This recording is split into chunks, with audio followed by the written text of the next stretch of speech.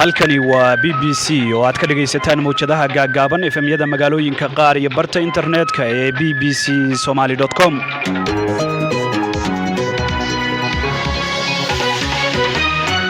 galab wanaagsan dhagaystayaal, waa 8 bisha Agoosto, saacadda Afrikada Barina waa 5 galabnimo oo gow ah. barnaamijka dunida iyo maanta waxyaabaha aad ku maqli doontaan waxaa kamid ah wararkii ugu dambeeyay weerar isqarxin ahaa oo ka dhacay maanta xeran militariga Soomaaliya ay ku leeyihiin magaalada Muqdisho. xildhibaanada baarlamaanka Soomaaliya oo is hortaagay ansixinta sharciga dambiyada galmada oo maanta ay u ballansanaayeen xildhibaanadu inay ka doodaan. haddaba maxay qoonsadeen xildhibaanadu? waxa weeye horta waxa dadku ay carabta ku mahmaada alkitaabu yuqra'u min cinwaanihi. kitaabka waxa maanta lagu doortaa cinwaankiisa. cinwaanka lagu soo bandhigay oo sharciga uu xambaarsanaa ayuu ahaa midaan bulshada Soomaaliyeed u dhadhamaynin iyo xildhibaanada. booliska iyo dibadbaxayaal isku dhacay bartamaha magaalada Beirut ee dalka Lubnaan. sirdoonka Mareykanka oo ka digay dalal shisheeye oo ku howlan saameyn ku yeelashada doorashooyinka dalkaasi. waxa kale oo aad maqli doontaan afgahooyahoodan buu ahaa waayadii horaye harac laga cababuu ahaa holaca jilale hayeeshee wuxuu lahaa kadayoo horumarkau diiday isticmaaradii nagu habsaday nana hareereeyey. waa abwaan Soomaaliyeed oo sheegay in af Soomaaligu uu gurmad u baahan yahay.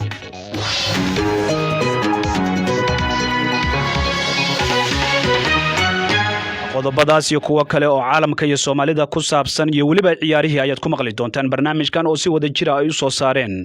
Samiir Cabdullaahi Jaamac iyo Axmed Badar. anigoo Xasan Sheekh Cumar ah ayaan idin la socodsiinaya. waxaanse ku bilaabaynaa dhagaystayaal wararka caalamka ee BBC-da oo isagoo oo London ku sugan oo nala socodsiinayo Aadan Maxamed Cabdi Saalimiin. maasanid Xasan Cumar. qof naftii haliga ah oo gaari wada ayaa waxa uu bartilmaameedsaday saldhig military oo ku yaala magaalada Muqdisho. ugu yaraan 8 askari ayaa ku dhimatay markii gaari la soo saaray waxyaabaha qarxa oo lala eegtay albaabka saldhig ku dhow garoonka ciyaaraha ee magaalada Muqdisho Stadium Muqdisho uu qarxay. ila dhanka militariga ayaa waxa ay sheegeen in tirada dhimashada laga yaabo inay kororto iyadoo qaar badani ay si xun u dhaawacmeen kuwaasoo loo qaaday cisbitaal goobta ka agdhawaa. al-shabaab ayaa sheegatay in ay weerarkaasi qaadeen. waa dagaal ay kula jireen dowladda Soomaaliya tan iyo sanadkii 2008 iyagoo inta badan bartilmaameedsada goobaha militariga. magaalada Beirut waxaa ka dhacaya mudaharaad ballaaran oo dowladda looga soo horjeedo, taas oo ay kaga careysan yihiin sida ay dowladdu ula tacaashay qaraxii weynaa ee talaadadii ka dhacay caasimadda Lubnaan ee Beirut. mudaharaadka oo sidoo kale lagu xusuusan doono dadkii ay waxyeeladu soo gaartay ayaa waxa uu ka bilaabanayaa degmada ugu daran ee qaraxa uu ka dhacay ee deegaanka dekada ee fagaaraha shuhadada. qaraxa ayaa waxa uu banaanka soo dhigay gaabiska nidaamka siyaasadeed ee Lubnaan. wasiirada ayaa waxa ay la kulmeen mudaharadayaal careysan mar ay isku dayeen inay booqdaan xaafadaha uu burburku soo gaaray. Rani Abuud oo ku nool kana shaqaysa magaalada Beirut ayaa iyadoo la hadlaysay BBC-da waxa ay ka warantay dareenka qaar badan oo reer Lubnaan ah. waa inaan dalbanaa isbedel weyn. waa inaan qodnaa si qoto dheer. ma ahan isbedel dhow. ma ahan inuu qof bedelo kursigaasi. waa dhibaatoonay. ganacsigeennii baa khasaaray. waxaa naga dhintay dadkii aan jecleen. waa inaan dagaalanaa. mas-uuliyiinta ayaa waxa ay sheegeen ugu yaraan 154 qof in ay yihiin inta la og yahay dadka dhintay, tiro ka badan 60 la la'yahay. madaxweyne ku-xigeenka dalka Turkiga ayaa waxa uu sheegay in dalkiisu uu diyaar u yahay inuu gacan ka geysan doono dib u dhiska dekada magaalada Beirut, taas oo ku burburtay qaraxii dhimashada lahaa ee talaadadii ka dhacay halkaasi. intii uu ku guda jiray booqasho uu ku tagay dalkaasi Lubnaan andhehe ayaa Fuad Oktay waxa uu sheegay in dekada Mersin ee Turkigu ay gacan ka geysan doonto nadiifinta kastamka iyo kaydinta adeega shixnadaha waaweyn ee maraakiibta. qabaqaabayaasha ayaa waxa ay rajaynayaan inay ka dhabeeyaan yabooha madaxweyne Trump iyo hogaamiyaasha kale iyo sidoo kale shirkadaha reer Yuruba. dowladda Hong Kong ayaa ku tilmaantay cunaqabataynta Mareykanka ee 11 sargaal oo dalkaasi ah mid ceeb iyo sharaf darro ku ah Mareykanka. afayeen ayaa waxa uu sheegay in Washington ay u isticmaalayso Hong Kong khilaafka dagaaleed ee sii kordhaya ee kala dhaxeeya Beijing. cunaqabataynta ayaa lagu xayiri doonaa hantida Mareykanka u taala kuwa lagu soo eedeeyay inay curiyaaminayaan madaxbanaanida goboleed ee Hong Kong, kuwaas oo ay ku jiraan xitaa saraakiil sarsare oo reer Beijing.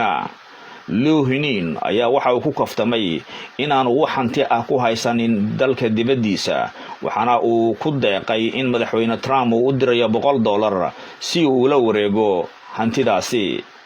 madaxweyne Trump ayaa waxa uu qaatay mowqif iska horimaad keeni kara oo ku wajahan China ka hor doorashooyinka madaxtinimada ee dalkaasi Mareykanka lagu waday inay ka dhacaan bisha November.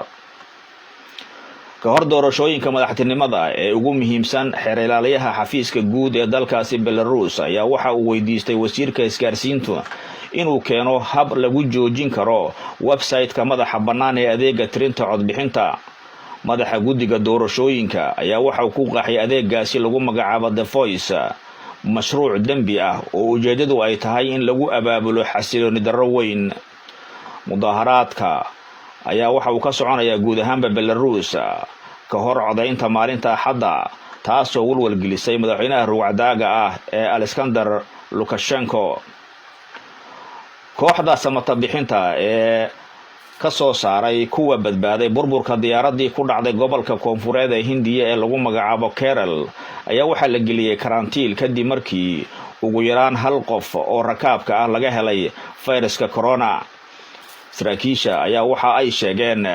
in rakaabka oo ay ku jireen 18 dadka dhintay ahaa in baaritaan lagu sameeyay, waxaana ay sidoo kale ugu baaqeen dadka deegaanka ee ku orday goobtaasi si ay caawimo u geystaan inay iyaguna si iskooda isu go'doomiyaan. marsii horeysay baarayaasha ayaa waxa ay heleen xogta dijitaalka ah ee wax duubta ee diyaaraddaasi Air India. warkii oo intaasi ku eg aan dib u kiciliyay stuudiyaha magaalada Nairobi iyo Xasan Cumar. aad buu mahadsan yahay Aadan Saalimiin oo nala socodsiinaya wararka caalamka ee BBC-da. dhageystayaal u diyaar garooba qaybaha kale ee barnaamijka. aynu ku bilownay magaalada Muqdisho. wararka laga helayo ayaa sheegaya in barqadii maanta uu halkaasi ka dhacay weerar isqarxin ah oo lagu qaaday xere ay leeyihiin qaybta 17aad ee militariga Soomaaliya. weerarka oo qaaday qof kaxaynayay gaari lagu soo raray walxaha qarxa ayaa beegsaday sida la sheegayo ilinka xerada oo ku taala meel aan sida uga fogeyn garoonka ciyaaraha ee Muqdisho Stadium. haddaba goor sii horeysay wararkii ugu dambeeyay waxa iga warramay wariyaha BBC-da ee magaalada Muqdisho Ibrahim Maxamed xasan. barqadii maanta ay ahayd markii guud ahaan magaalada qaybo badan oo kamid laga maqlay qarax weyn, kadibna dadka dibadda u baxay ay arkeen qiiqa cirka isku shareeray meel aan sidaa uga fogeyn gegida ciyaaraha ee Muqdisho Stadium, halkaas oo ay degan yihiin qaybta saadka ee ciidanka qaybta 17aad ee militariga Soomaaliya. gaari waxyaabaha qarxa lagu soo raray ayaa la sheegay inuu beegsaday ilinka xerada intaan la gaarin checkpointiga ka horeeya, dabadeedna uu xoog uga gudbay halkaasi. rasaas ayay ku fureen ciidankii halkaasi joogay, dabadeedna gaarigaasi markii dambe ayuu isqarxiyay. khasaare dhimasho iyo dhaawacba leh ayaa laga soo wariyay goobtaasi, inkastoo ilaa hadda saraakiisha militariga Soomaaliya iyo dowladuba aanay midkoodna ka hadlin khasaaraha weerarkaasi uu dhaliyay. kooxda Al-Shabaab oo weerarkan fulisay ayaa sheegtay in bartilmaameed ku ahaa xeradaas ama halkaas oo ay degan yihiin qaybta 17aad ee militariga Soomaaliya. waxay sheegeen inay halkaasi ku dileen tiro ka tirsan militariga kuna dhaawaceen tiro kale, isla markaana gawaari dagaal ay ku burburiyeen weerarkaas isqarxinta ahaa. hase yeeshee ilaa hadda wax wara oo dhinaca dowladda ama saraakiisha militariga Soomaaliya ka soo baxay ma jiraan, laakiin ila ciidamada ku dhow oo BBC-da la hadlay waxay sheegeen in weerarkaasi uu dhaliyay khasaare dhimasho iyo dhaawacba leh inkastoo tiro rasmi ah aanay sheegin. al-shabaab waxay sheegtay in weerarkaasi uu ahaa mid ay doonayeen inay ku curyaamiyaan militariga Soomaaliya gaar ahaan qaybtan 17aad oo ka howlgasha Hirshabelle gaar ahaan gobolada Shabeellada Dhexe iyo Hiiraan oo ay dagaalo badan halkaas kula galeen. marka wuxuu ahaa mid kamid ah weerarada al-shabaab ay la beegsadaan xerooyinka ciidamada militariga ee Soomaaliya. Ibrahim, marka halkii qaraxu uu ka dhacay ama weerarka uu ka dhacay waa sidee hadda jawigeedu? waxaad moodaa inuu jawigu soo degayo oo ay xaaladdu caadi ku soo laabanaysa inkastoo aagga xerada ku taalo ay wali xiran tahay oo aan warbaahinta iyo dadka caadiga ah midkoodna aan loo ogolaanin. haddana markii horeba waxay ahayd aag xiran oo dadku ay ku yar yihiin. marka dabcan waxaad moodaa inay xaaladdu soo degaysa laakiin wali warbaahinta iyo dadweynaha midkoodna looma ogolaanin inay gudaha u galaan soona arkaan wixii halkaasi maanta ka dhacay. kaasi wuxuu ahaa wariyaha BBC-da ee magaalada Muqdisho Ibrahim Maxamed Aadan oo goorsii horeysay iga warramayay qaraxaasi maanta ka dhacay xero military oo ku taala gudaha magaalada Muqdisho. isla Muqdisho xildhibaanada golaha shacabka ee baarlamaanka federaalka Soomaaliya ayaa is hortaagay in la ansixiyo ajandaha kulankoodii maanta oo ku saabsanaa akhrinta koobaad ee sharciga dambiyada galmada la xiriira iyagoo sabab uga dhigay in sharcigan iyo ciwaanka uu wataba aanu u qalmin dadka Soomaaliyeed isla markaana uu lid ku yahay dhaqanka iyo diinta. sharcigan oo ay soo gudbisay xukuumadda federaalka Soomaaliya ayaa la doonayay in maanta la bilaabo akhrintiisa koobaad dabadeedna laga doodo, balse xildhibaanada ayaa ku tilmaamay mid aan u qalmin in laga doodo. sidaas ayuuna kulankii maanta ku soo idlaaday. haddaba xildhibaanadii diidanaa in sidaa looga doodo sharciga dambiyada galmada la xiriira ee xukuumaddu soo gudbisay waxaa ka mid ahaa garyaqaan Cabdullaahi Sheekh Ismaaciil. waxa uu u warramay wariyaha BBC-da ee Muqdisho Ibrahim Maxamed Aadan oo marka hore weydiiyay sababta loo diiday marka horeba in la ansixiyo ajandihii kulanka golaha maanta. aad baa horta ajandadii maanta la keenay baarlamaanka la keenay ee ku saabsanaa xadgudubyada loo geysanayo dumarka Soomaaliyeed aad baa looga dooday. kulli waa la isku raacsanaa in la difaaco haweenka Soomaaliyeed iyo dhibaatada ay la kulmahayaanna in laga difaaco garab lagu siiyo. mushkiladse waxay ka taagneed sida loo soo bandhigay mawduuca ka taagneed taasoo ku ahayd tibdaro waxaan oo la dhadhansan karin oo cuntamaynin mujtamaca Soomaaliyeed. hadii si kale loo hadlana ceeb ku ahayd baarlamaanka Soomaaliyeed taasoo arrimo culus hadda marxaladan lagu jiro ay waajahayaan. laakiin in qodob aan laga soo shaqaynin oo haddana shuruucdii kale oo dalka tiilay ay qorayaan sidii loo daaweyn lahaa in lagu mashquuliyo baarlamaanka. xeerka ciqaabta Soomaaliyeed baa qoraya sidii loo protect garan lahaa loo badbaadin lahaa dumarka Soomaaliyeed. xildhibaan Cabdilaahi, habka uu u qornaa ee aad diidaneedeen muxuu ahaa? habkaas haddaad noo sheegto. afkayga ma soo marin karo. dadkana haddaan saa iraado way iska fahmayaan waxaan ula jeedo. nin baa la weydiiyey qandhicil markaasuu yiri sheegmadiisa ma ka didaahe markaas ka dhaaf sheegidiisa uu yiri. dabcan hindisa sharciyeedkan magaciisu waa dambiyada la xiriira galmada. marka waxyaabaha aad sida gaarka u diidaysaan xeerka ku jira ee aad rabteen in aan golaha la keenin haddaad mid iyo laba noo sheegi lahayd. waxa weeye horta waxaa dadku ay carabta ku mahmaadaa alkitaabu yuqra'u min cinwaanihi. kitaabka waxaa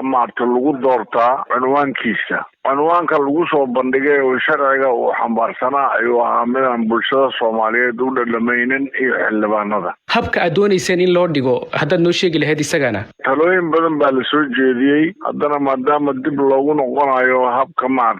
inaan ka sheego halkaan ma rabo. laakiin magacyo ka fiican erebixin iyo magac bixin intii lagu keenay midka kuwa ka fiican baa la heli karay. xildhibaan Cabdilaahi, markaan kasoo tagno ciwaanka xeerkani uu watay waxay ahayd akhrintiisii koowaad in maanta la marsiyo. marka soo ma ahayn inaad akhrinta dhegaysataan deetana doodiina aad gashaan oo halkaas waxyaabaha aad ka bedelaysaan aad uga bedeshaan akhrinta koowaad iyo tan labaad iyo tan saddexaad ee ugu dambeysay iyo codaynta marka ay dhacaysaba. haddaba waa loo balansan yahay in mar dambe laga doodo marka dib loo soo fiiriyo. laakiin waxaa ka fiicnaan lahayd cinwaan la qaadan karo in uu ku yimaado sharciga ayaa ka fiicnaan lahayd. marka waxaad diidantihiinba waa in magaca loo bixiyo ah dambiyada la xiriira galmada.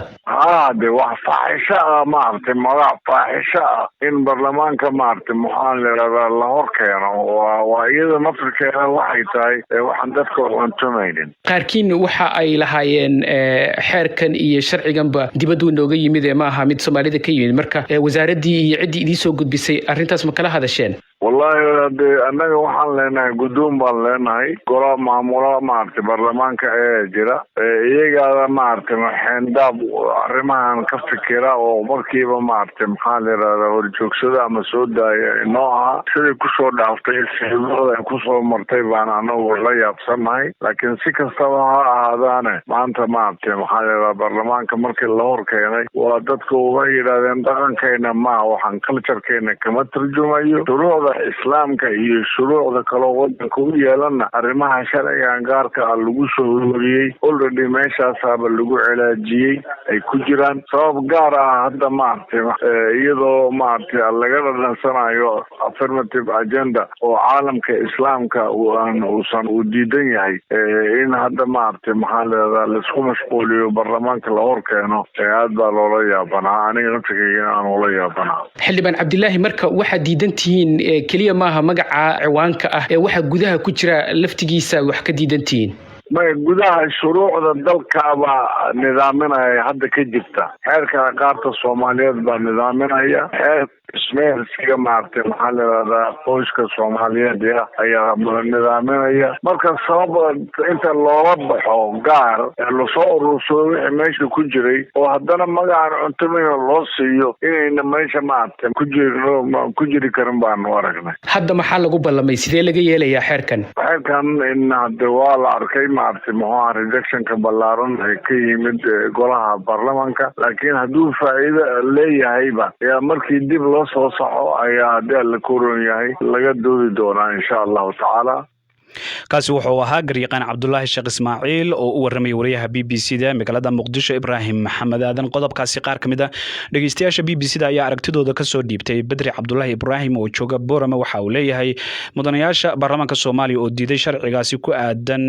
dambiyada galmada runtii waan bogaadinayaa waayo waxa uu leeyahay Quraanka ayaa si faahfaahsan arrimahaasi uga hadlay oo mahadsan yahay dhageysta kale oo lagu magacaabo Mustafa Umar Cabdi oo jooga Cadaado waxa uu leeyahay waan ka in maanta xildhibaanada Soomaaliya ay hortaag ku sameeyaan sharciga la marin rabay ee ka dhanka ah ee kufsiga iyo waxyaabaha la xiriira way mahadsan yihiin waa qaar kamid ah dhageystayaasha BBC-da oo aragtidooda dhinaca Facebook noogu soo diray walina halka aad naga dhageysanaysaan waa BBC waxaad ka heli kartaa wararkii ugu dambeeyay ee Soomaaliya iyo caalamka oo dhan maalin walba markaana dhinaca iyo Beirut kumanaan dibadbaxayaal ah oo careysan hogaamiyaashooda siyaasadeed ayaa isugu soo baxay wadooyinka caasimadda Lubnaan ee Beirut kadib waa 4 maalin kadib markii qarax xoogan oo halkaasi ka dhacay oo ay ku dhinteen dad gaaraya 154 qof qaar kamid ah dibadbaxayaasha iyo booliiska ayaa isku dhacay isla markaana waxa ay boolisku adeegsadeen sunta dadka ilmada ka keenta dhanka kale waxa socda dadaalo beesha caalamku ay ku caawinayso dalkaasi Lubnaan wararka ay BBC arrinta ka qortay waxa isu soo duway oo soo jeedinaya Axmed Badar dibadbaxyada ayaa waxa ay yihiin kuba shacabka ay ku muujinayaan sida ay uga xun yihiin qaraxii Beirut isla markaana dhanka kale waxay uga soo horjeedaan dawladda dalka Lubnaan dibadbaxayaasha ayaa sidoo kale lagu wadaa in ay xusaan dadkii ku geeriyooday qaraxa Beirut oo kii ugu baanaa ee dalkaasi soo mara wariyaha BBC-da ee magaalada Beirut ayaa soo sheegay in carada loo qabo ama looga soo horjeedo dawladda ay sii kordhayso Rania Aboud oo ku nool magaalada Beirut ayaa waxa ay BBC-da u sheegtay in dadku ay si aad u careysan yihiin waa inaan dalbanaa isbedel weyn waa inaan qodnaa si qoto dheer ma ahan isbedel dhow ma ahan inuu qof bedelo kursigaasi waa dhibaatoonay ganacsigeennii baa khasaaray waxaa naga dhintay dadkii aan jecleen waa inaan dagaalanaa dhanka kale madaxweynaha dalka Faransiiska iyo saraakiisha qaramada midoobay ayaa lagu wadaa in maalinta berita ay qabtaan shir deeq lagu ururinayo dalka Lubnaan shirkan ayaa dadka qabanqaabinaya waxa ay ku rajawan yihiin in ay heli doonaan yoboh gargaar oo lagu caawiyo dalka Lubnaan waxaa kamid ah madaxda ka qayb galaysa madaxweynaha dalka Mareykanka Donald Trump iyo madaxda hay'adaha midowga Yurub kulankan ayaa sidoo kale waxaa ka qayb galaya madaxa jaamacadda Carabta Ahmed Abul Qayd abulqayd oo kadib kulan uu la yeeshay madaxweynaha dalka Lubnaan warbaahinta la hadlay waxa uu sheegay in jaamacadda Carabta ay diyaar u tahay in ay Lubnaan caawiso. أوضحت له المساندة المطلقة من قبل الجامعة العربية واستعددنا للمساعدة والدعم بما هو متاح. waxaynu u xaqiijinay taageerada buuxda ee jaamacadda Carabta iyo u diyaargarowgeena ku aadan kaalmaynta wixii aynu kari karno ee Lubnaan iyo u diyaargarowgeena aynu ku abaabulayno dadaalada Carabta waxaynu gacan ka geysan doonaa si kasta oo suurtagal ah oo lagu caawinayo Lubnaan العربي. سوف ندعم لبنان بكل ما هو متاح. dhanka kale hay'adaha qaramada midoobay ayaa ka digaya xaalad bini'aadanimo oo ka soo cusboonaata dalka Lubnaan. hay'adda caafimaadka adduunka ayaa sheegaysa in kaabayaasha caafimaadka Lubnaan ay si aad u liitaan. asiyaha agaasimaha hay'adda caalamiga ee laanqeyrta casalaanta dalka Lubnaan Maxamed Naasir ayaa BBC-da u sheegay in musiibadii dhacday ay xitaa saameyn ku yeelatay qaxootiga ku sugan dalka Lubnaan. Lebanon hosts around 1.5 million refugees and we are concerned that the needs of Lubnaan waxay magangeliye siisay 1 milyan iyo bar qof oo qaxootiya. waxaana walaacnaga haya in dadka nugul badankooda baahidooda oo ay ku jiraan dadka qaxootigii aan waxba laga qaban kari doonin maadaama oo aanu la tacaalayno in aanu ka soo kabanno dhaawicii naga soo gaadhay qaraxaas. sidoo kale waxaanu la qabnaa duruufaha maanta jira dunida oo dhan oo waxa jira fayraskii corona. waxa intaa noo dheer xasilooni darro siyaasadeed iyo dhaqaalihii dalka oo baryahanba hoobad ku jiray dhowrkii bilood ee u dambeeyey. qaraxii ka dhacay magaalada Beirut waxa ku dhintay sida ay sheegtay dowladda Lubnaan 154 qof halkii la yahay meel jaan cirib ay dhigeen 60 qof. wuu mahadsan yahay Axmed Badar oo warbixintaasi soo jeedinayay. dabcan Axmed Badar qudhiisa ayaa intii haatan aynu ku jirnay idaacadda oo hawada aynu ku jirnay waxa uu la xiriiray Ubax Cabdi Cali oo ah gabar jaamacad ka dhigata ee dalka Lubnaan gaar ahaan magaalada Beirut waxayna uga warantay bal xaaladihii ugu dambeeyay ee dibadbaxyada haatan ka socda magaalada Beirut. والله ولا دبحيadu waxa weeyaan dadka shacabka ayaa soo abaabulay waxaanay codsanayaan in ay madaxda wadanku si degdeg ah isku casisho waayo madaxda wadanka ay leeyihiin ayaa ka dambeeyay qaraxii ka dhacay wadankan marka imika dadkii oo dhan wadanka Lebanon ku noolaadaan ama xitaa tuulooyinka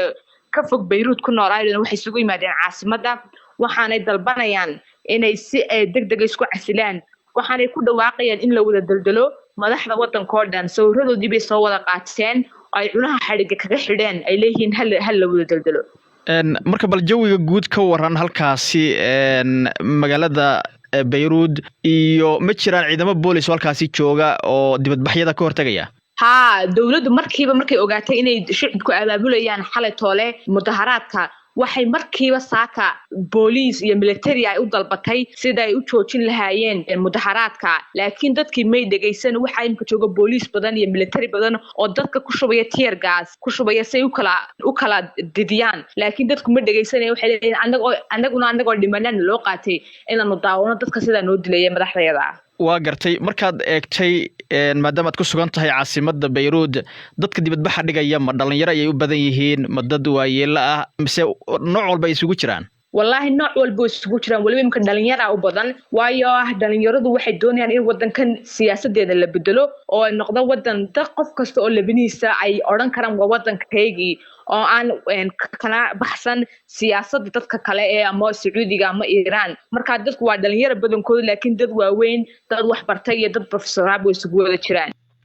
taasi waxay ahayd Ubax Cabdi Cali oo ku sugan dalkaasi Lubnaan gaar ahaan magaalada Beirut waxay qadka telefoonka goorroweed ugu waramaysay wariyaha BBC-da Axmed Badar. qodobkaasi qaar kamid ah dhageystayaasha BBC-da ayaa aragtidooda ka soo dhiibtay dhageystahan oo lagu magacaabo Cabdisalaan Cabdulqaadir Kachoche waxa uu leeyahay oo jooga Galdogob xaaladda kacsan ee dalka Lubnaan waa mid walaaceeda leh waxaana sabab ay ka dhigi kartaa uu leeyahay in markaasi la sii kala daato oo xaaladdu ay sii xumaato. wuu mahadsan yahay dhageystayaasha dhegeystahaasi qodobo kale ayaa inoo soo socda hase ahaatee markaan dadka barakacayaasha ah ee ku nool xeryaha duleedka magaalada Kismaayo ayaa ka cabanaya dabaylo xoogan oo indhawaalaba halkaa ka jiray balse soo xoogeystay 24 saac ee la soo dhaafay. Arrintan ayaana imaanaysa iyadoo maamulka Jubbaland uu sheegay in ugu yaraan 9 qof ay ku dhinteen dabaylo xoogan oo ka dhacay xeebaha badweynta Hindiya maalmihii la soo dhaafay.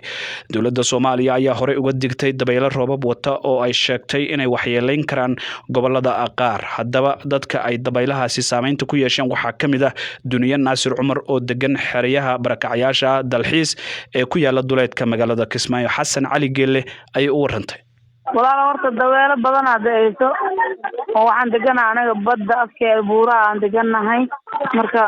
dhaxan waa iska qabnaa cayaalo badan waa haysanaa dhaxan wayna dishay bacaadkina wuu noo soo noqonayaa. Guryahaasad ku jirteen waa guryo noocee ah? Kuushwa bacaadka uu nagu soo noqonayo guryaha dhexdiisa inoo soo galooyin guryaha bacaad inuu qaadaaba laga cabsanayo ee asmaanba bishaan oo dhan daweelaha way daayeen. هذه أسبوع عند عبيسة أو بدن طبيعة الماء عتادات يحتاج كقاعدين إن ده حنونا نبرك صودا. مركا قيسس مسات كتير ماشى. وانفرد بنا دور كموضوع. أدقو إلى مدة أنت دنا يدخلك دقنيد. أنا شخصيا وعند جنة هاي سدح سنين ولا كده تقولي هراء أنت دوس أنا كده وجدي. مركا جي هراء حاجات كسر بركة عبي. جلس. ما كسر بركة عيه. أواري ولا الله. الدنيا إن عرورتها هيستيد يا أديقة طبعا دبيلها وين ساميين إلى شليتين واحد شرتي دقنين إن دبيلها يدعي كران دقنين تاسي مكور هيسين ما مركا حريها سي إن ما حتكون وشين أنا بركة عنا هاي ما كانوا كلنا ويشي إلهي إنه سوق هذا إلى في المكتب الروعان ومركز على سنة كذا نولنا مركا مكتب الرعاد يا واحد داد إذن كانت سكتان مسا واحد شير داد إذن كم يدعو حوك سدا والله هذا أنا ما أضوّد من جو أنا أنا جينا مرة كقار بحاول حاجة رقال أما بحل إن الرقال كأكلة إن محل جهلية هذه $7 $4 واسوينا مركا $6 يا $4 عرورتها تكبي ليس واي مسا أنا وعنا ليه عرور يعني تدوّر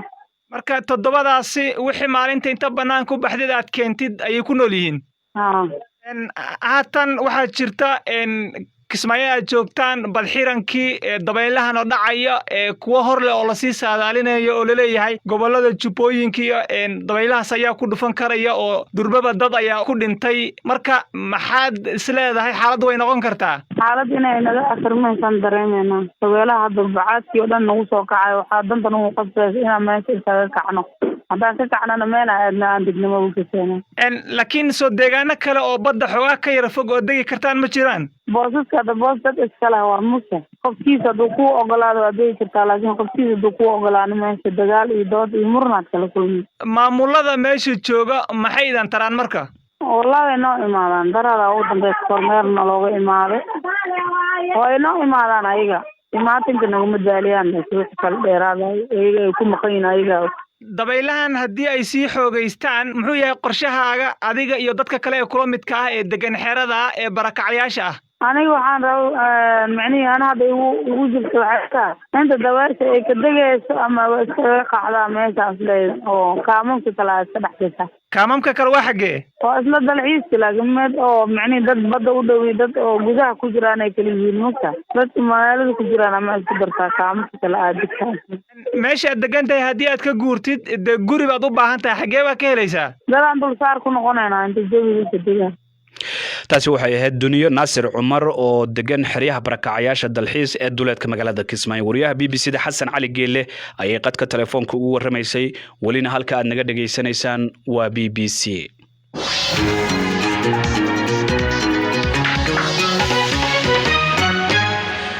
waatahay dhageystayaal qodobo kale ayaa inoo soo socda oo ciyaarihii ay ka mid yihiin markaana dalalka Shiinaha Ruushka iyo Iran ayaa ka mid ah dalal sanadkan raadinaya in ay saameyn ku yeeshaan doorashada dalka Mareykanka sida uu ka digay sargaal sare oo ka tirsan sirdoonka Mareykanka hadalkan ayaana imaanaya xilli madaxweyne Trump uu sheegay in qatar tahay warqadaha codeynta ee boostooyinka lagu soo diro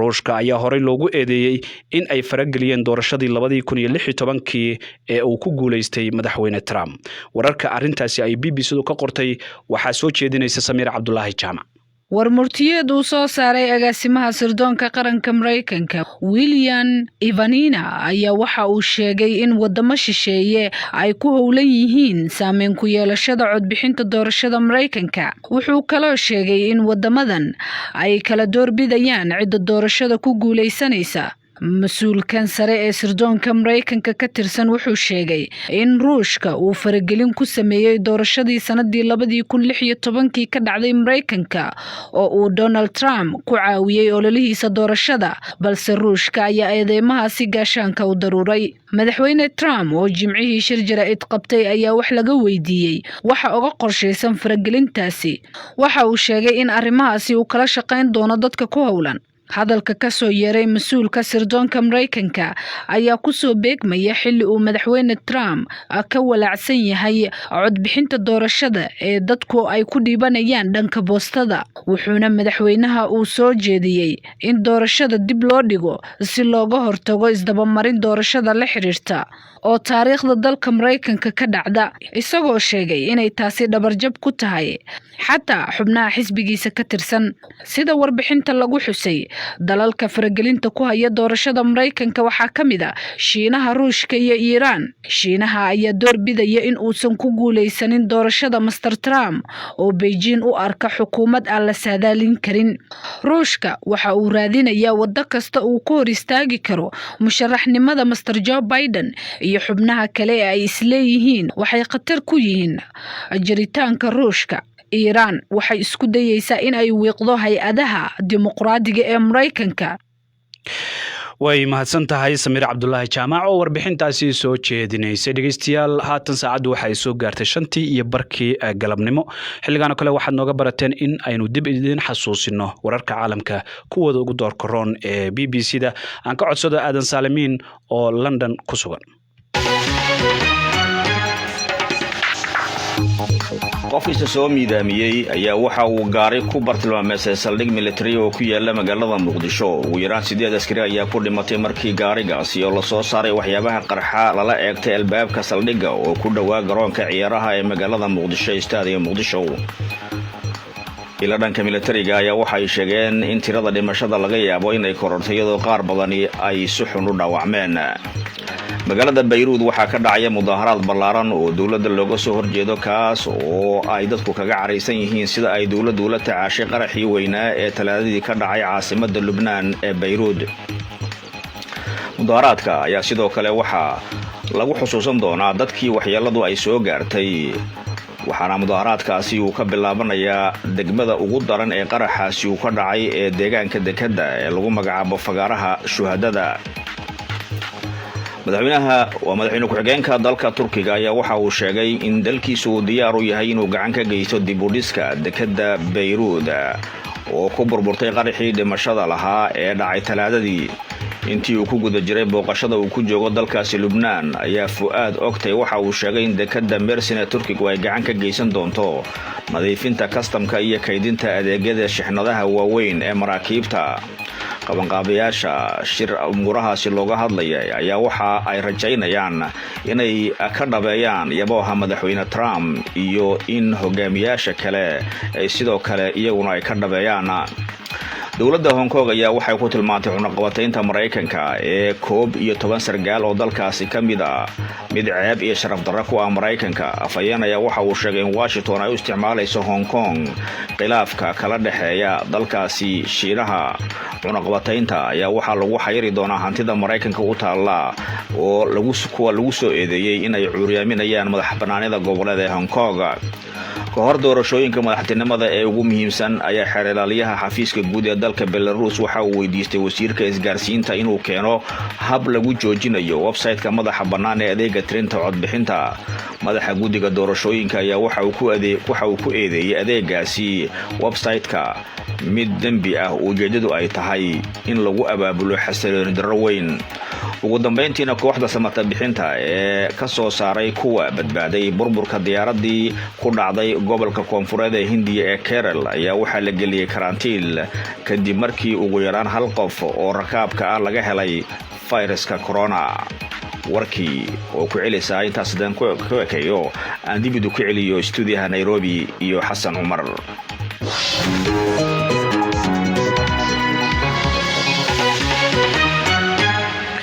waa tahay aad buu u mahadsan yahay aadan saalimiin oo mar kale noo dulmarayay wararka caalamka ee BBC-da kuwooda ugu doorka roon. waa tahay dhegeystayaal qodobo kale ayaa inoo soo socda hase ahaatee markan waxaynu aadaynaa dhinaca iyo dalka Mareykanka. waxaa isbitaal ku yaala gobolka Minnesota lagu daweeyay imaamka masaajidka Daarul Faaruq ee magaalada Bloomington kaasi oo dhaawac xooggan ay u geysteen rag aan weli haybtooda la aqoonsan oo ku weeraray masaajidka hortiisa xilli uu salaada cishaha u socday. booliska magaalada ayaana wada baaritaan ku aadan falkaasi oo la tuhunsan yahay in uu salka ku hayo islaam nacayb. 3 sano ka hor ayaa isla masaajidkaasi waxaa lagu tuuray bam gacmeed inkastoo aanay cid wax ku noqon.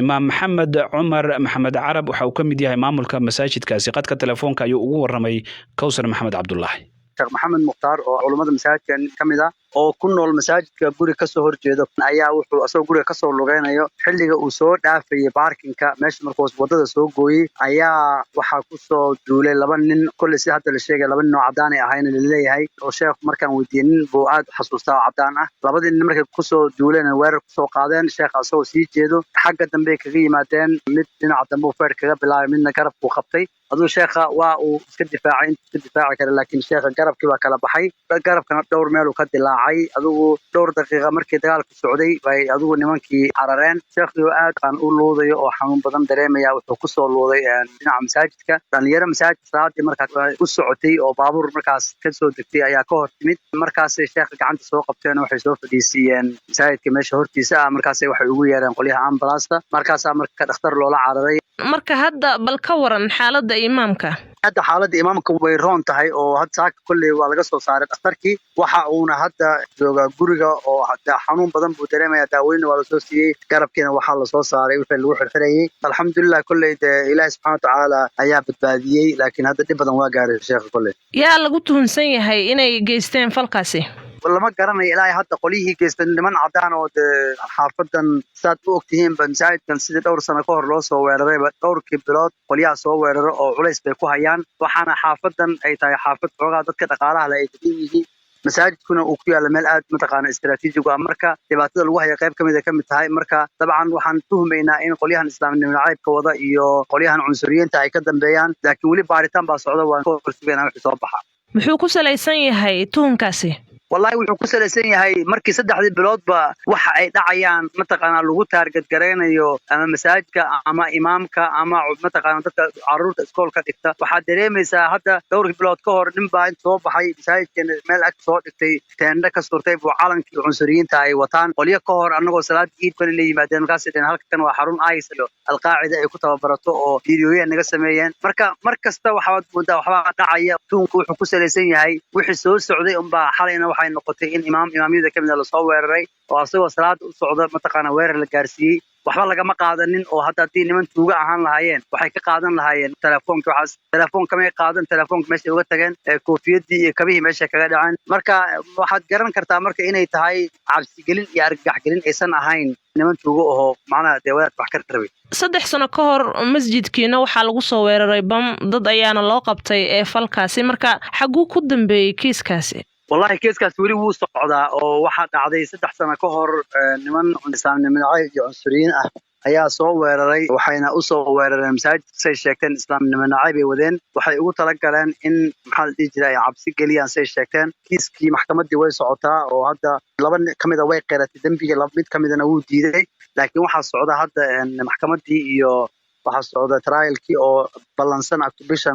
November ee sanadkan hadda aan ku jirno gudihiisa in ninka ay maxkamadii u bilaabato marka taana waan ka horsugeynaa. mar haddii ay soo noqnoqdeen falalka la idinku beegsanayo ka maamul ahaan maxaa idinka qorshaysan ilaalinta masjidka iyo dadka ku cibaadaystaba. waxaa hadda kole noo qorshaysan dhalinyaro badan oo masjidka hadda volunteer ah oo aan ugu talagalnay inay masaajidka gaardiyeyno rag kamidana ay qoryo iyo hub ay mataqaana laysan u soo qaataan rag kamidana ay kulley aan hadda u hayr garaynayno walaalo guurita oo masaajidkii waardiyeeyo ayaan hadda qorshahan ku jirnaa dabcan kulley dadaalkuna waa jiraa jaaliyadana waxaan u sheegnay dadku inaysan qof u soconin laba loo socdo oo la isku heshado kulley dawladana waan la kaashanay oo qoliyahan booliska waan u la hadalnay marka dabcan dadaaladu way badan yihiin laakiin Ilaahay subhanahu wa ta'ala amniga asaga bixiyo. kaasi wuxuu ahaa imaam maxamed cumar maxamed carab oo ka mid ah maamulka masaajidkaasi lagu magacaabo daarul faaruuq ee ku yaala magaalada Bloomington ee dalka Mareykanka. wuxuu u warramay wariyaha BBC-da Kawsar Maxamed Cabdulaahi. waa tahay dhegeystayaal, markaana afka Soomaaliga ayaa lagu tiriyaa inuu ka mid yahay afafka halista ugu jira in ay lumaan. ma ahan arrin cusub oo haatan bilaabatay. qarniyadii ugu dambeeyana waxaa meesha ka baxayba erayo badan oo hadda iyagoo carabi ah ama ingiriisi ah uun la adeegsado oo aan la gara karin af Soomaali waxay ku ahaan jireen. abwaan Qorone Colaad Digaale oo ka mid ah abwaanada waaweyn ee Soomaaliyeed oo xalay Hargeysa lagu soo bandhigay buug oo laga qoray suugaantiisa ayaa arrintaasi gabay kaga hadlay. wariyaha BBC-da Hargeysa Sidiiq Maxamed Burmad ayuu uga warramay sida afkeenii maanta looga faanayo. afka dowladaha ilaaliya marka dadweynuhu waxay arkayaan madaxdii oo kii khudbadaynayaaba uu afarta eray u yiraahdaa saddex English yihiin. مثلا xilliga afka hooyo la qoray erayadan maamulka dowladeed oo dhan aqlabiyadooda waxa loo bedelay af Soomaali baa loo bedelay. agaasime waaxid maareey xigeen taliye goobeed madax goobeed asaas loo waday. dabeetana maamulku qudhiis waxay dib ugu noqdeen haddana afkii Ingiriiska oo aad garanaysaa gaadiidka xataa xafiisyada dowladda berigaada waxa lagu soo rogay af Soomaali laga shaqeeyo. imikana English baa laga shaqeeyaa. qof waliba wuxuu kugu sheegay English numberka kugu sheegi karmay af Soomaali. waa tiradii caadiga waa markaad imika jiidan aynu degna ka baxdo oo koonfur u dhaafto qof waliba af Soomaali kugu sheegaya. ismaal lahayn reer Muqdisho af Soomaaliga idinka roonaan doona. waa 447 waxaad arkaysaa imika xaafadaheena hadda dhex qaada xaafad yaro madow aan la idhba lahayn waxaad ku arkaysaa tea shop restaurant waa meeshii laga taxawiilay mini market astaamaha meelaha ku yaala meheradaha waa adiga arkayo mid aan English ku qorayni aad bay u tira yar tahay. baraha bulshada waa adiga arka bal imika u fiirso Facebooka markaas aad akhrido nin magaciisa af Soomaali ku qoraya waa yar yahay yahaye waa yahay Muhammad Ahmed Mahmoud waxa qof markaa iskiran waayo markaa horta afka gurmad badan ayuu u baahan yahay. bal hadda gabayga aynu maqal gabaygii afka hooyo hodan buu ahaa waayadii horay harac laga cababuu ahaa holaca jilale hayeeshee wuxuu lahaa kadayo horumarka u diiday isticmaaradii nagu habsaday nana hareereeyey hiddaha iyo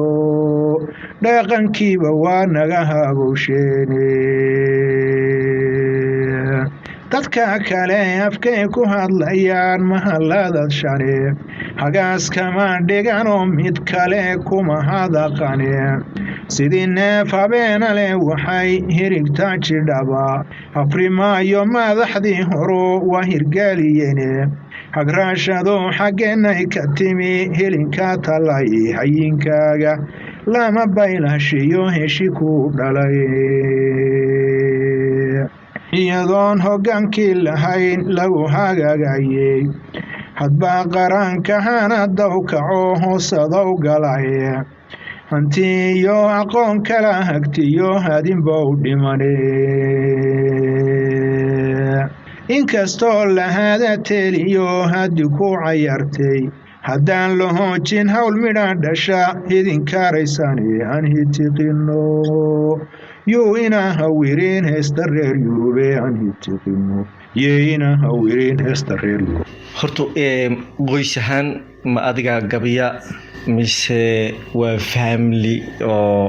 awow iyo walaalo kala dhashay iyo waa jiraan? aniga horta aabahay ma gabi jirin laakiin awowga aabbo gabiya afar fiican tiriya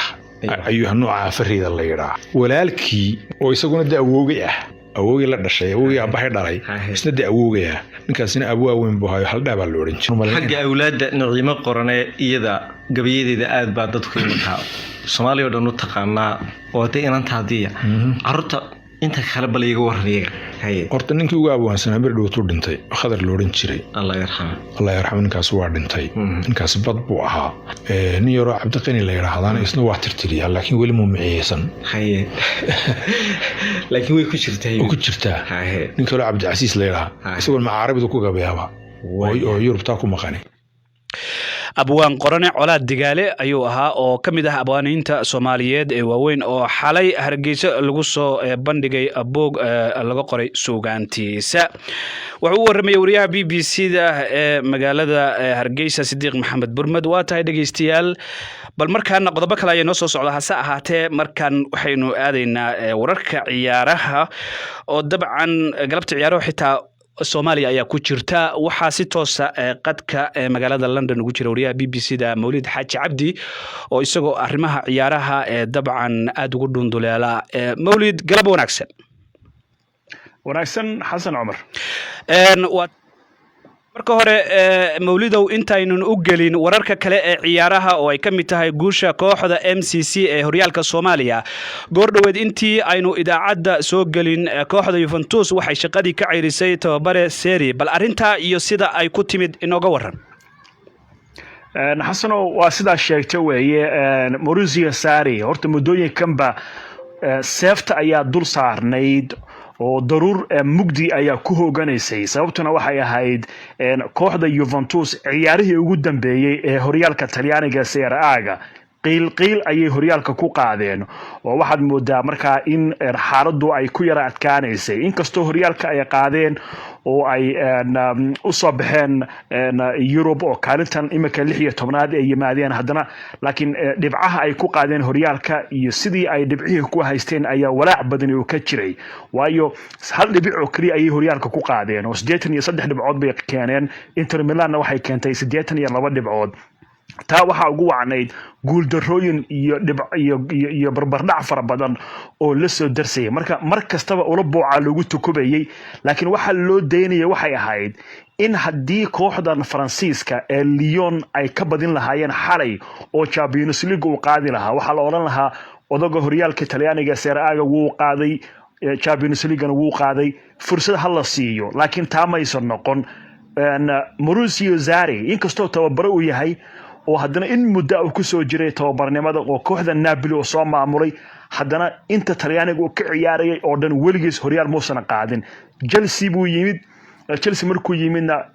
sanadkiisii ugu dambeeyay ayuu wuxuu qaaday Europa League oo Arsenal uu ka qaaday marka horta waa koobka kaliya sidiisaba uu qaaday ninkana tababar intuu soo noqon wuxuu ahaan jiray ninka shaqeeya bangiyada oo shaqadiisu ma ahayn xagga ciyaaraha goor dambe ay leedahay ciyaaruhu ku biday oo markaas xagga ciyaaraha u soo wareegay Napoli buu soo qabtay wax fiican buu ka soo sameeyay run ahaantii Chelsea markuu yimid wax badan buu soo qabtay inkastoo kooxdu ay kaalinta afraad seegtay laakiin markii ay kaalinta afraad uu galiyay isla markaasna Europa League uu qaaday Chelsea isla markiiba way eriday marka uguma horeyn in isagoo koobka qaadin la eriyo marka ciyaartii xalay dhacday gurigiisa intii loogu tagay magaalada Turin ayaa kooxda reer Faransiiska ee Lyon ay markaasi kaga qaaday ama kaga reebtaba Champions League Ronaldo inkastoo xalay uu dadaalay oo 2 gool u dhaliyay mid gool kulaad uu ahaa daqiiqadii 43aad waxaan ka wada gool caadi ah oo free kick ama laad xor ah iyo gool kulaad daqiiqadii 60aad uu dhaliyay haddana goolka looga dhaliyay gurigooda ayaa keenay in ay haraan oo markaas waxay ku hareen waxa loo yaqaano away goolka ama goolasha lagu dhaliyo marka kooxda martidu ay tahay marka la isma lahayn Lyon ayaa xalay reebaysa kooxda Juventus oo waliba gurigeeda ku ciyaaraysa Juventusna waxa aad loo hadalhayay inay horyaalka qaadi karto Champions League marka la yaab ma lahayn in la eriyo Sarri laakiin waxaynu isweydiinayna waxa weeye Juventus xagee bay ku dambeyn doontaa waynu ognahay waa koox aad u weyn isla markaasna guushan Lyon qudheeda waxay ahayd wax aad loola yaabay iyo inay u gudubto wareega 8 kooxood imika runtii ah wareeg aad u adag oo aad moodo inay tahay talaabadan talaabo aad u fiican oo Juventus ay kaga badisay Lyon Mawlidow waayahay Sarri dabcan waxa uu eersaday ciyaartii xalay ee Lyon ee kaga badisay Juventus marka ilaa intee ay kooxda reer Faransa socon kartaa ayaad isleedahay waa horta la yaab la weey imika waxa la galayaa wareegii 8 ayaa horta imika la galay oo Lyon way tagtay Lyon inay Champions League qaado mooyaane sanadka soo socda horta ka qayb gali mayso ciyaaraha Europe waa se haddii aysan ka qayb gelin Champions League aysan badin sababtuna wax weeye horyaalka Faransiiska meel fiican kuma aysan dhamaysan oo waxa moodaa markaa inaysan fursad fiican haysan laakiin arrinta la yaab kale waxa weeye kooxdan runtii inay xalay ka soo badisay kooxdan la yiraahdo Juventus ayaa waxay ahayd wax aad u weyn marka waxa la leeyahay kooxdii Juventus iyo Ronaldo soo reebtay hadiiba ay sidaas ku socoto waxay noqon kartaa inay iyada qudheedaba laga yaabay inay u gudubto kaalinta afraad laakiin waxay ku xiran tahay yaa u soo bixi doona weeye wareegan 8 oo runtii aad u adag oo aad ogtahay xaaladdu inay adag tahay kooxaha soo baxaya Lyon markaad fiiriso horyaalka Faransiiska kaalinta 8aad bay ku jirtaa oo ka qayb gali mayso horyaalka wadanka Faransiiska marka waxa si oo dhan markaad fiiriso runtii aad bay u adag tahay marka waxa la oran karaa waxay ku xiran tahay ciyaarahan soo socda ama ciyaartan wareegan isku aadka soo socda toddobaadka dambe isla markiiba la bilaabi doono ayay ku xiran tahay natiijada Lyon inay sii socon doonto waa tahay mawlidow ciyaartii kale ee xalay dhacday waxay ahayd Man City iyo dabcan Man City oo cadara ku dhigtay Real Madrid marka ma la oran karaa City haatan way baqaadi kartaa koobka runtii City way u muuqataa inay qaadi karto bacdama ay xaray aad uga badisay kooxda la yiraahdo Real Madrid waliba 4 gool iyo 2 ay noqonayaan markii goolasha la isku celceliyo ciyaarta markaad runtii guud ahaan aad fiirsana waxaad moodaa inay aad u awood badan Man City 55 kubadda Man City baa haysatay meel halka Real Madrid ay haysatay 45 20 jeer baa la toogtay goosha Real ayadana goosha Man City waxa la toogtay 9 mar oo kaliya markaad fiiriso xataa koornooyinka ama geeskalaadka 8 mar bay heshay Man City halka Real Madrid ay ka heshay 3 markay timaado goolasha lagu aadiyay kubadda lagu aadiyay goosha 7 mar ayay sameysay Man City halka Real Madrid ay sameysay 4 taa micnaheedu waxay tahay in ay xalay 100% ay awood badnayd Man City horta gurigeeda baa lagu ciyaarayay oo kooxda iyo ciyaartoyda Man City waxay ahaayeen meel ay yaqaanaan iyo garoonkoodii bay ku ciyaarayeen laakiin xitaa waxaad moodaa Aguero oo maqan in Man City aanay u dhutin oo aad moodaa booskiisa inay buuxiyeen ciyaartoydan sida Gabriel Jesus oo kale Kevin De Bruyne oo kale Raheem Sterling oo isna taariikh xalay galay oo goolkiisa 20aad dhaliyay Champions League marka waxa si oo dhan markaad fiiriso Man City runtii waxaad moodaa inay u qalanto inay imika soo baxdo laakiin waxa weeyaan wax la isweydiinaya waxa weeye sabtida ayaa la ciyaari doonta kooxda soo baxday laakiin xagee yay ku dhici doontaa way su'aasha la isweydiinayo ma Lyon bay ku dhici doontaa ma Bayern Munich caaw ciyaari doonto Chelsea inta badan ka gacan reesa ayay ku dhici doontaa ma Barcelona caaw Napoli ka badi doonta miyay ku aadi doontaa mise PSG marka waxay ku xiran tahay kaalinta 8 imika ay gudubtay kooxda ay markaas ku soo aado haday 4 tagto Man City runtii Man City waxay kamid tahay kooxaha imika la hadal hayo inay horyaalka qaadi karaan fursad fiican way haysataa Man City Xasan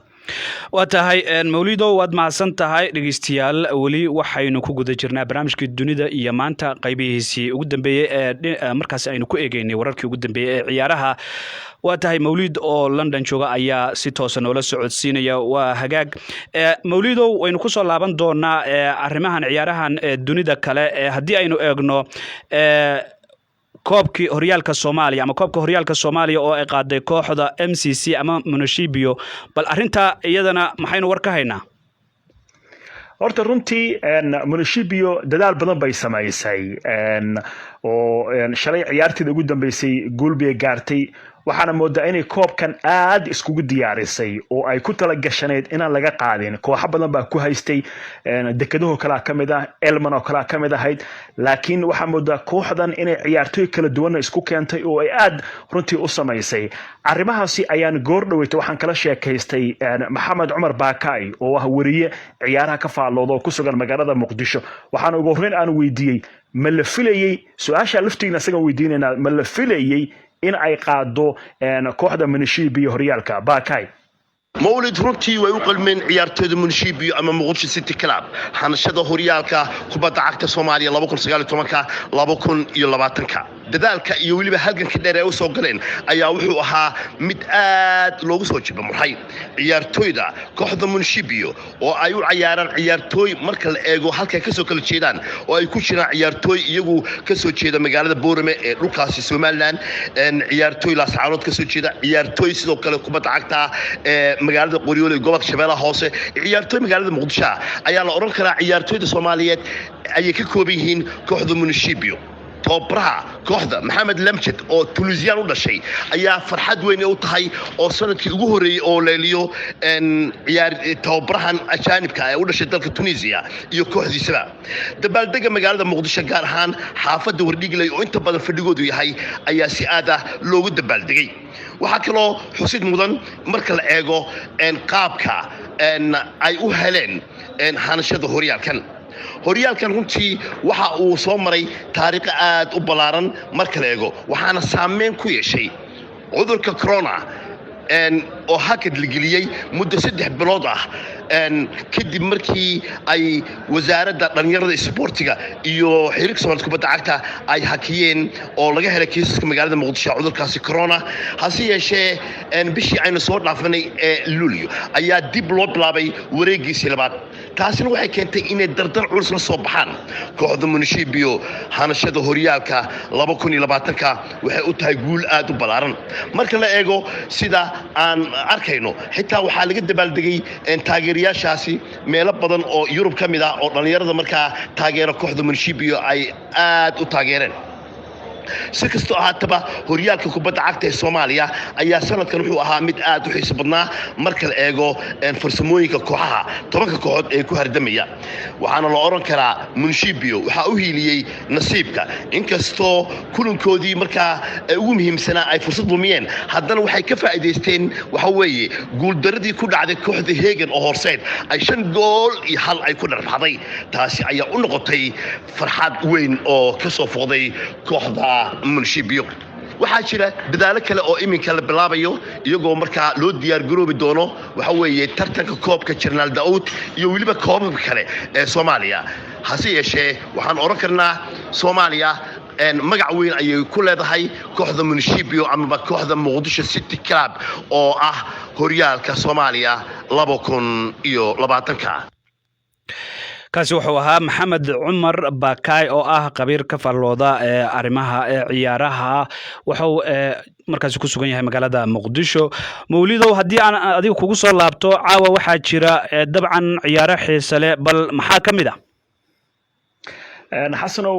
ciyaaraha ugu xiisaha badan runtii waa ciyaarihii Champions League laba ciyaaro oo aad iyo aad u xiiso leh baa jira isku xilli bay dhacayaan saacada Afrikada bari marka ay tahay 8 fiidnimo ayay soo gali doonaan garoonka Camp Nou waxa ku balansan Napoli iyo Barcelona ayaa qaabili doonta kooxda reer Talyaani ciyaartii hore ee lagu ciyaaray garoonka Sao Paulo ee kooxda Napoli waxay ku soo dhamaatay 1-1 intii aan ciyaaraha loo joojin karoonaha iminka waxa la soo tigi doonaa waa Camp Nou su'aasha la isweydiinaya marka waxa weeye iyadoo aynu ognahay in hadii Eber ay ku dhamaato ay soo bixi doonto Barcelona bacdama ay hal gool ku soo dhalisay guriga Napoli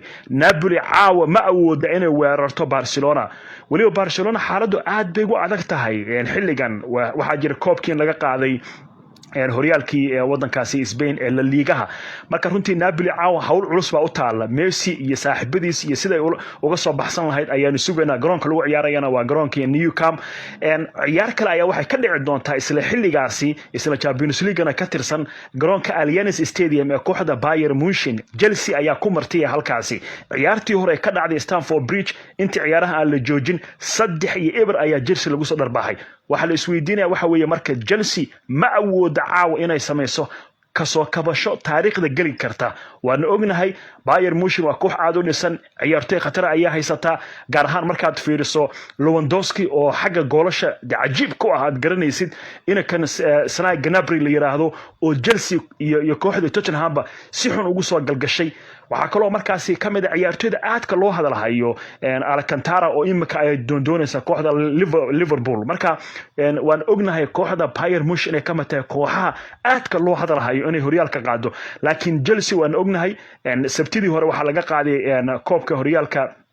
koobkii FA Cup Arsenal baa ka qaaday dhaawacyaa haystay gaar ahaan ciyaartooyga leeyahay Pulisic oo kale marka runtii rajadu aad bay u yartahay Chelsea ay ku guuleysan karto laakiin arrinta xiisaha la isweydiinaya waxa weeye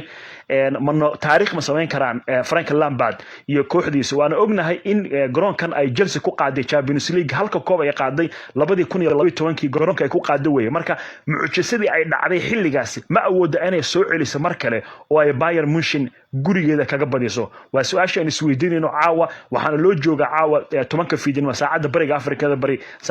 bari marka ay tahay ayaan sugi doonaa Xasan waa tahay Mawlid waad mahadsantahay dabcan sidaad sheegtana waynu sugi doonaa haddii allaha wada la yiraahdo ciyaarahaasi iyo waxa dabcan ay ku dambeeyaan iyo qolada ay guushu raacdo adigana dabcan si dhawaayad ula socod doontaa si ay anagana noola socodsiiso oo mahadsan yahay Mawlid markaan waa cabaran hadalnay dabcan waynu ka nasanaynaa idaacadiina gabagabadii aan soo gaarnay aad baad u mahadsan tahay dhegeystayaal barnaamijka waxaa soo saaray Axmed Badar iyo Samiira Cabdullaahi anigoo Xasan Sheekh Cumar hayaana idinla socod siinayay dhinaca farsamada waa Mubaarak Cabdalla dhammaanteen oo isku duuban waxaan idinkaga tagaynaa tan iyo